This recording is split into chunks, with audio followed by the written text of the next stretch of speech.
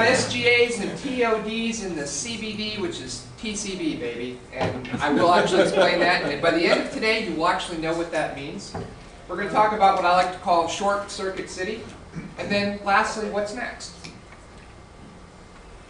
Reality check number one. If this will cooperate. Yes. Light rail does not reduce traffic congestion. Light rail is about transit-oriented development and a high-density development. That's what light rail is about. So while it may be marketed as a plan for reducing traffic congestion, it is about new urbanism, higher density. When you run out of available open space to build, the logical thing to do is build up and not out, create higher density. The majority of people, and this is based not only on the original draft environmental impact study of 1999, but also on the studies and findings, the majority of people who will ride the extension of light rail into Virginia Beach are not people who drive and not people who are now here. Meaning they will be new people that will move here and they will not reduce the traffic congestion that we currently have. The other thing that's really interesting, and you really got to think about this, the people that pay for light rail are not the people who use light rail.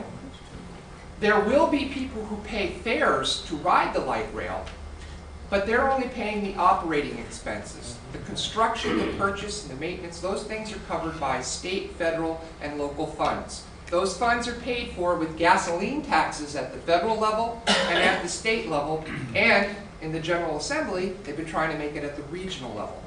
So you need to understand this is a wealth redistribution from the suburbs to the urban areas.